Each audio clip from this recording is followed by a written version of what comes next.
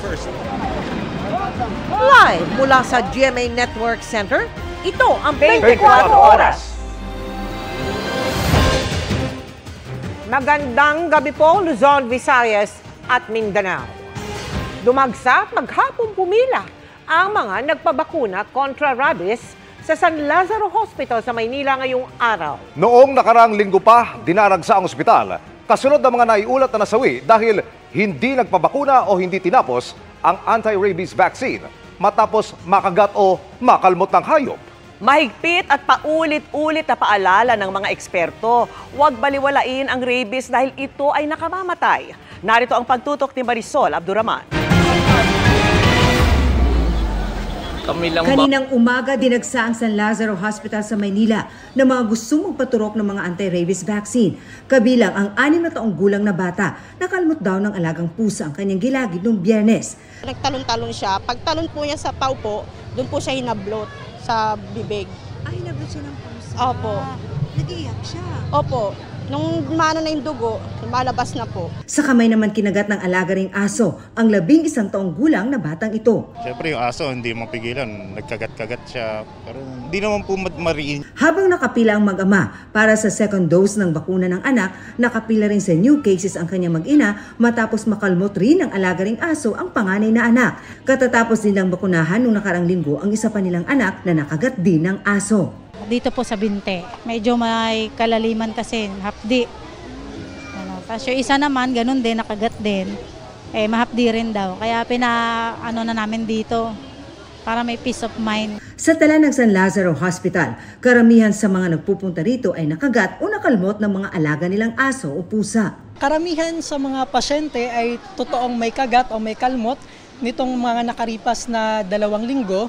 Pero karamihan din or meron din kaming porsyento ng mga pasyente na dahil sa napanood nila, naalala na lang nila na nakagat sila. Mag-alas 12 ng hapon, ganito pa rin kahabang pila dito sa Animal Bite and Treatment Center sa San Lazaro Hospital. Karaniwan daw na umaabot sa 2,000 ang bilang ng mga nagpupunta rito kada araw simula nung nakaraang linggo.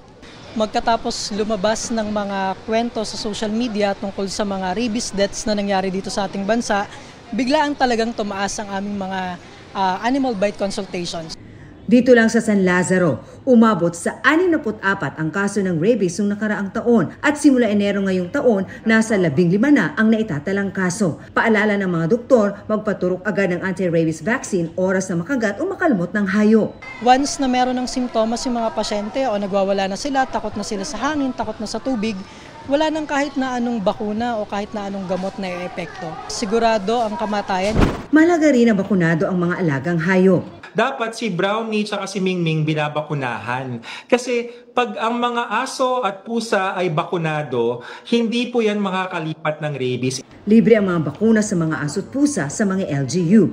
Pero kung maniningil man yung mga LGU, nababalitaan ko rin yung iba, nasa 100 pesos lang kada turok once a year.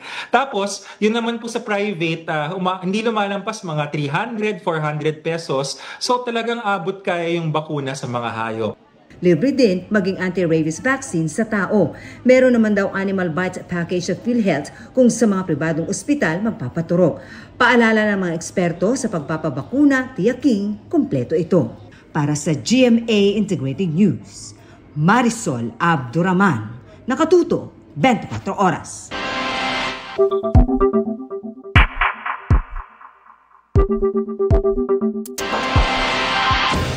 Kahit ano pang gawin ng kasalukuyang Kongreso kaugnay sa impeachment trial laban kay Vice President Sara Duterte, ang 20th Congress pa rin anya ang masusunod kung itutuloy ito. Sinabi yan ni Senate President Chis Escudero sa pagbabalik sesyon ng Senado. Pero pinagdedebatihan ngayon ng mga senador. Pwede nga bang ituloy ng susunod na Kongreso ang impeachment trial? Nakatutok live si Mag Gonzalez.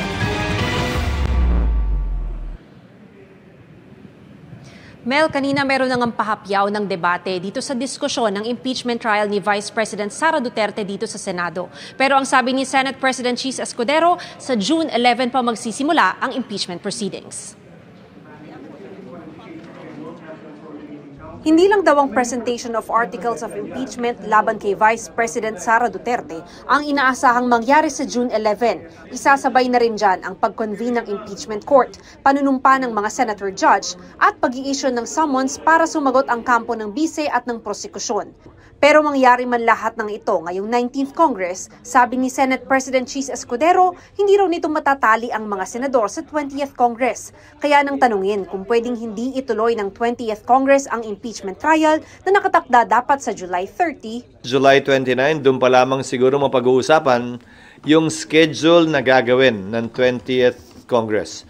Ulitin ko, hindi namin pwede o kayang i-bind ang 20th Congress. Although karamihan ng mga miyembro ng 19th ay nandun din sa 20th Congress, kailangan itong pagpasyahan muli ng 20th Congress either by an affirmative vote or by their silence and acquiescence. Pwedeng sabihin ng 19th Congress, tatawid yan, pero ang pasya ng 20th Congress, hindi tatawid yan at i-dismiss nila. So, depende. Sa dulo, you have to understand, in Congress, plenary is supreme. It's not the decision or the voice of one member, even if he or she is the Senate President or an officer of the Senate or the House. Desisyon palagi ng plenaryo ang mangingibabaw. Matatanda ang ipinagpaliban ni Escudero ang presentasyon ng articles of impeachment mula June 2 sa June 11. Uunahin kasi nila ang priority bills na kailangang ipasa bago matapos ang 19th Congress. Ang sabi ni Escudero, wala raw kinalaman sa desisyong ito si Pangulong Bongbong Marcos. Walang sinabi ang Pangulo o walang utos ang Pangulo. Tingin ni Escudero, hindi ito labag sa konstitusyon. Kung may kukwestiyon, pwede nila ito iakyat sa Korte Suprema. Reaksyon niya sa komento ni Congresswoman-elect Laila de Lima na tila pinapatay na ng Senado ang impeachment trial ng bise. Hindi ko trabahong reactan ang Congressman-elect na hindi pa naman formal na nagiging prosecutor o bahagi ng trial. Lalo na at partikular na ito'y pagpapasya ng Senado na hindi kabilang pa at wala pang papel ang Kamara. Sabi naman ni Senador Risa Hontiveros, bagamat suportado niya ang pagpasa sa mahahalagang batas gaya ng anti-pogo bill, hindi nila pwede ipagpaliban pa ang obligasyon nila sa konstitusyon. Nakakabahala na ang paulit-ulit na antala sa proseso ng impeachment trial. Buwan na ang binibilang natin.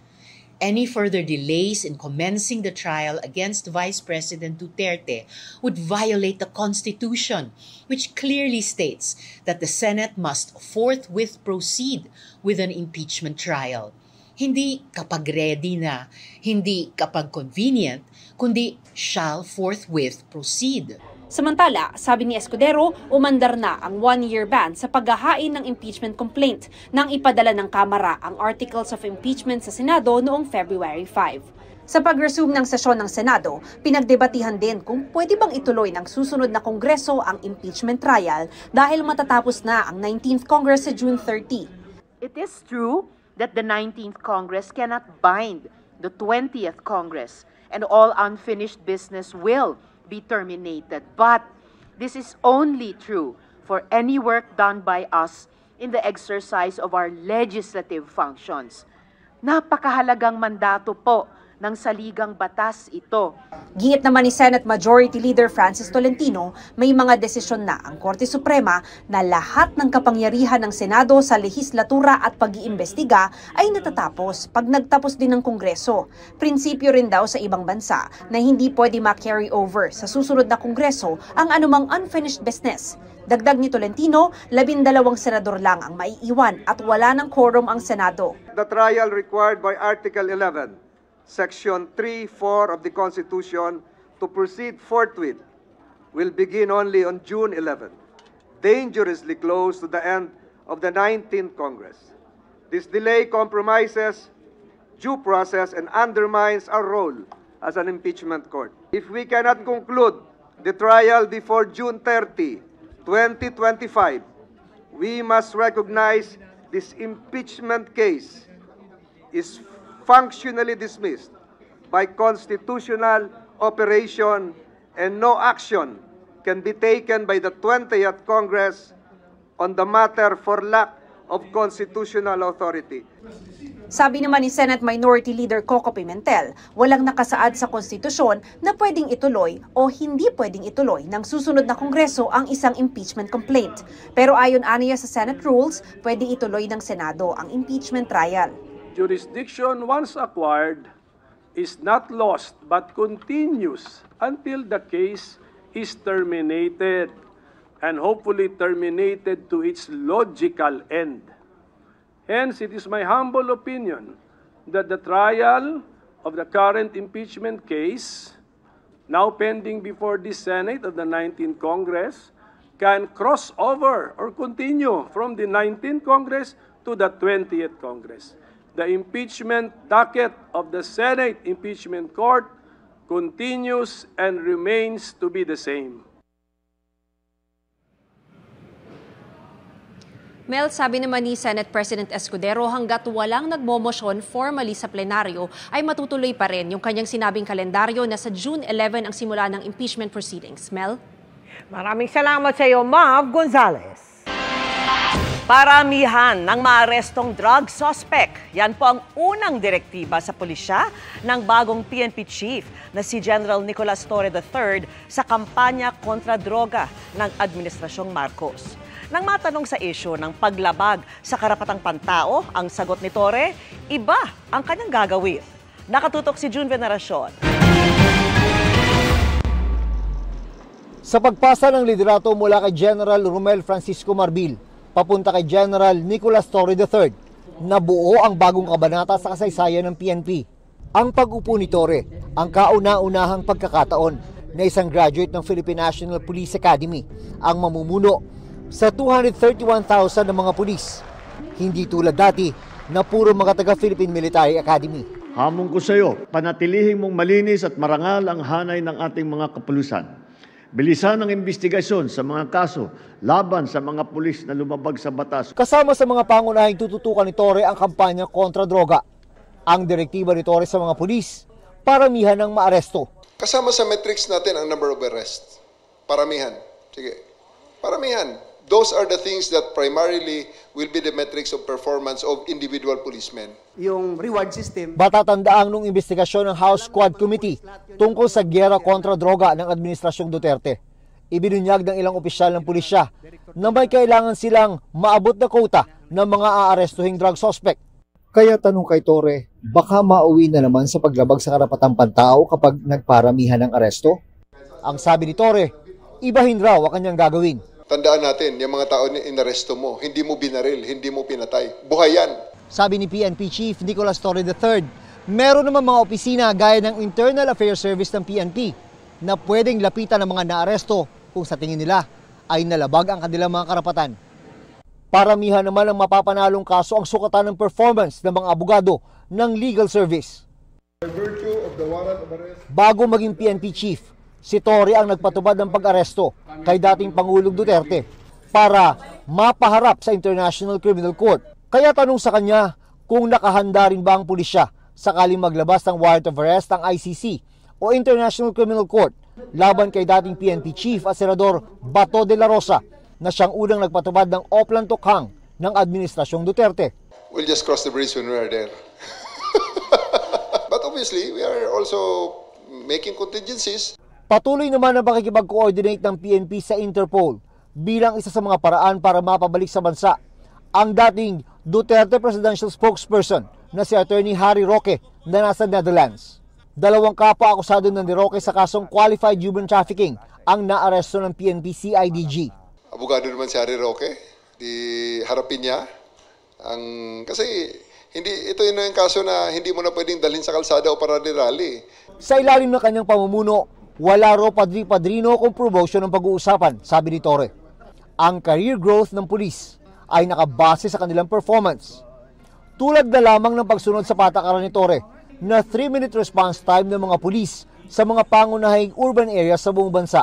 I would like to tell my people to give your best because kung hindi nyo kayang gawin, may ipapalit sa inyo na magsusubok din na gawin ang mission. So everybody should be in their toes. Para sa GMA Integrated News, June Veneracion, nakatutok, 24 oras. Naalarma ang Commission on Human Rights sa direktiba ng bagong PNP Chief na paramihan ng maaresto. Ayon sa CHR, dapat maglabas daw ng malinaw na polisiya ang PNP chief na hindi nakabatay sa numero, kundi sa tamang proseso ng paghuli. Nakatutok si Ian Cruz. Kasama sa metrics natin ang number of arrests. Paramihan. Sige. Paramihan. Sa ganitong paraan daw susukatin ang performance ng kada pulis sa kampanya ng PNP laban sa illegal na droga. Paramihan ng maaresto ayon sa bagong upong PNP Chief, Police General Nicolas Torre III. Naalarma rito ang Commission on Human Rights. Medyo naalarma po kami dito sa Commission on Human Rights dun sa statement na yon. Kasi kami po dito, ang panuntunan namin is hindi po dapat pwedeng maging sukatan ang paramihan ng huli. Kung di, ang dapat na maging sukatan ay tama ba yung proseso ng panghuli. Yung tao bang yun ay nagkukomit ng crime at kaya siya nahuli. Iginit naman ang bagong PNP Chief Torre na dapat na ayon sa batas ang pag-aresto at kung tingin ng inaresto ay nalabag ang kanyang karapatan, may mga tanggapan ng gobyerno na maaari nilang lapitan. Pero sabi ng CHR, dapat daw maglabas si Torre ng malinaw na direktiba na siyang ibababa at susundin ng lahat ng mga pulis sa buong kapuluan. Mahalaga na may malinaw na pulisiya ang PNP ukol sa paramihan ng huli lalo't karaniwan sa mga naaresto na sa hanay na may hirap at vulnerable sectors na kadalasang walang access para sa mga remedyo sa batas. Kung ang ating sukatan ay numbers, baka po paramihan lang talaga just for the sake na makapag-comply sa directive. Hindi tama yung proseso ng panghuhuli o baka wala namang ebidensya just for the sake na hulihin lang yung tao. Ma-meet lang nila ba yung numbers. So yun po yung very alarming. Open po siya sa abuse. Yun po ang nakakatakot po doon. Para sa GMA Integrated News, Ian Cruz, nakatutok 24 oras. Kahit suspendido ang pagsasaayos ng EDSA, tuloy pa rin ang No Contact Apprehension o NCAP. Mahigit 50 motorista na nahuling nagtakip o nagtanggal ng plate number para iwasuli.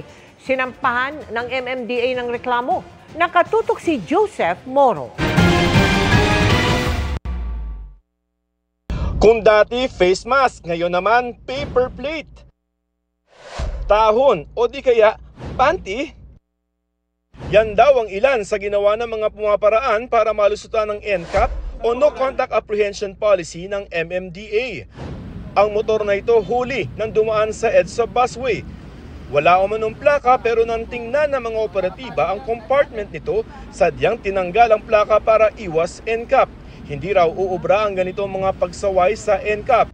Kanina inihain ng MMDA ang mga reklamong paglabag sa traffic code laban sa lampas 50 motorista na nagtatakip ng kanilang mga plaka. Hindi lang po mga motorcycles, but now to the extent even four-wheel vehicles, deliberately tinatakpan po ang mga plaka just to escape the mere apprehension of the NCAP. Maglalabas ang LTO ng mga show cause order laban sa mga ito para pagpaliwanagin sila.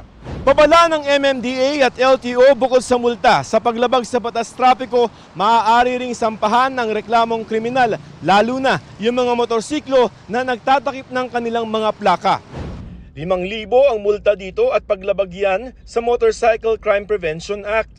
May pagkakakulong po ito na 6 months and 1 day to 2 years. Sumunod na lang po tayo sa batas para po hindi lumaki ang problema ninyo.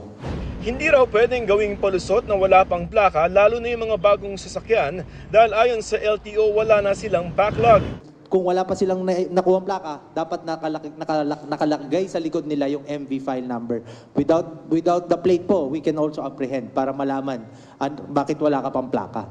Maaari raw ma-check sa plate number tracker kung available na ang plaka nyo na pwede pang ipa-deliver sa bahay ninyo. Simula nang ipatupad ang NCAP noong May 26, naglalaro sa lampas 700 ang bilang ng mga motoristang lumabag sa NCAP araw-araw. Pero wala pang napapadalhan ng mga notice of violation dahil vina-validate pa raw ito ng MMDA. Nagkilos protesta naman ang grupong Stop NCAP Coalition na nanawagan na suspindihin muna ang pagpapatubad nito hanggat hindi pa maayos ang mga kalsada at mga signages. Maghahain daw sila ng petisyon sa Korte Suprema para ipa-TRO ang NCAP. NCAP mahirap! Pag-aralan po muna natin muli. Sa isang petisyon na inihain na sa Korte Suprema, hiniling sa Korte ang klarifikasyon kung saan lamang pwedeng ipatupad ang NCAP. Para sa GMA Integrated News, Joseph Morong, nakatutok 24 oras. Saktong 2 linggo bago ang pasukan, dagsa sa Divisoria ang mga namimili ng uniforme at gamit pang eskwela. Yan po ang tinutukan ni Oscar Oida. First look ko pa lang sa bahaging ito ng Divisoria, di may pagkakaila. Back to school na nga. Kaya mala-blockbuster na kung dumugin ang mga panindang pang-eskwela.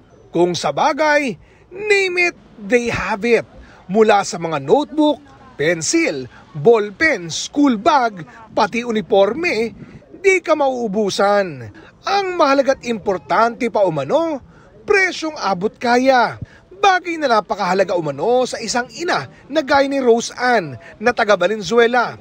Mangyari, natenga raw sa trabaho ang kanyang OFW na mister. Kaya sa kaunting naipon, pagkakasya nila ang mga pang-araw-araw na gastos. At ngayon, pati school supplies ng 2 anak. Hinati ko po ngayon sa yung ipon po namin sa school nila kasi magkapatid sila, mag-school na din yung bunso. Yun, sa mga hinati-hati ko lang po. Ito mga 10, sa mall na po mga 30. Nagtitipid po bilang nanay. Ito ngang si Liza, pasabay ang style. Nagkusa ng ipamili ng school supplies, di lang ang kanyang mga anak, kundi pati mga pamangkin, maging ang mga kapitbahay. Malaking tipid daw kasi kung pakyawan ang pamimili. Kasi mas makakamura po pagkabultuhan. Mas makakatipid po. Kahit na piso lang yan o kaya 2 piso, 5 piso, napakalaking bagay na po sa amin na mahihirap. Kumbaga, ang piso kasi mahalaga para sa akin. Mura din dito ang uniforme. May mabibili as low as 100 pesos. Kaya si Mildred na galing pang Pagbilao, Quezon, dumayo pa talaga dito kasama ang mga anak para maibili sila ng mga bagong uniform. Almost 60 pesos po yung binaba kaysa doon sa price po doon sa province, sa Quezon province. Kung halimbawa sa Pagbilao po kami bibili, baka tig-3 lang na pares. Pero since may bawas po dito sa Divisoria po, ay na pa ng tig-5. Abay, mura nga. Kaya pala itong si Mami, siya nang kusang nagsukat para sa grade 7 na anak na ka-size naman daw niya. Hindi ko po kasi kasama yan ako nasa bakasyon pa po Nasa lola niya pa po Kasi sa bibili, hindi mo masukat Bawal Dito pwede, depende naman po sa may-ari. Para sa GMA Integrated News, Oscar Oida, nakatutok, 24 oras.